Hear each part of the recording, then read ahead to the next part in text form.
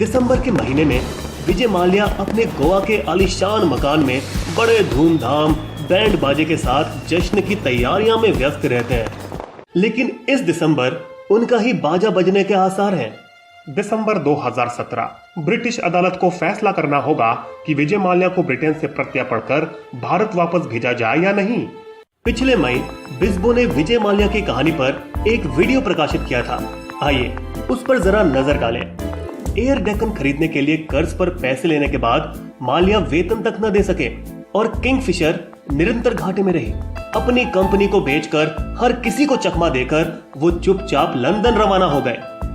अब हम कहानी को अप्रैल 2017 के भारतीय सर्वोच्च न्यायालय से शुरू करते हैं। श्री विजय माल्या ने न्यायालय के आदेशों की बार बार अवहेलना की है।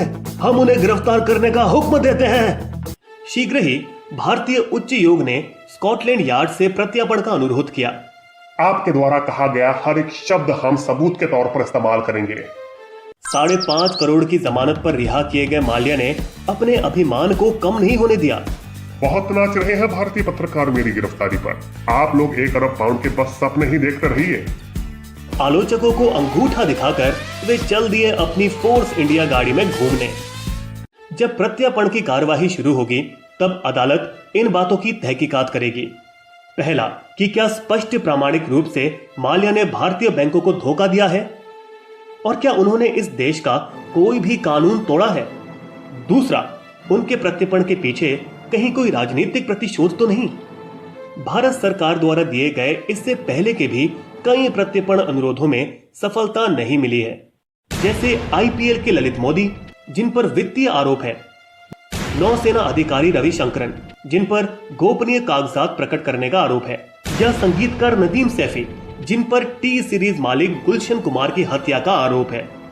टाइगर हनीफ जो कि गुजरात बम धमाकों के केस में अपराधी था, वो सन 2013 में अपनी कानूनी चुनौती को खो चुका था, लेकिन अभी तक उसका प्रत्यापित होना बाकी है क्योंकि वे ब्रिटेन के न्यायालयों को समझाने में कामयाब रहे। हमें भारत में निष्पक्ष सुनवाई नहीं मिलेगी।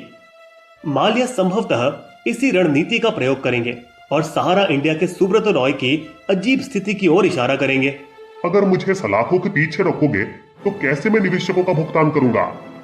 लेकिन उनके लिए भारत सरकार के 5000 पृष्ठों वाली चार्जशीट में लिखी अन्य अपराधों को समझाना मुश्किल होगा। उदाहरण के तौर पर उन्होंने कैसे डिएगो को अपनी हिस्सेदारी बेची और बिक्री के पैसे भारत से बाहर ले गए बजाय बैंकों का कर्ज अदा करने के। शायद वो इसका ये जवाब देंगे, मैंने 6,888 करोड़ रुपए भुगतान करने का प्रस्ताव दिया था लेकिन बैंकों ने इनकार कर दिया। आज दुनिया भर के बैंकों में यह आम है कि वे बकाया ऋण में कटौती को स्वीकार कर लेते हैं ताकि पूरा ना सही कुछ तो पैसे मिले। लेकिन चार्जशीट के इन आरोपों का उत्तर देना कठिन होगा। आपका कर्ज इक्विटी अनुपात बहुत खराब है। आप पहले से ही बहुत रुपए ले चुके हैं। वित्तीय विवरण के आधार पर आपको कर्ज नहीं दे सकते। अपनी निजी संपत्ति को बचा के उन्होंने अपने एक प्रमाण पत्र का दुरुपयोग किया। किंगफिशर ब्रांड की कीमत 3,400 करोड़ रुपए है। ये दस्तावेज केवल आंतरिक परिसंचरण के लिए ही है। अगले दिन ही 900 करोड़ के ऋण में से 150 करोड़ दिए गए। मिलीभगत इतनी साफ थी कि सीबीआई ने आईडीबीआई बैंक के अध्यक्ष एवं प्रबंध निदेशक योगेश अग्रवाल को गिरफ्तार किया।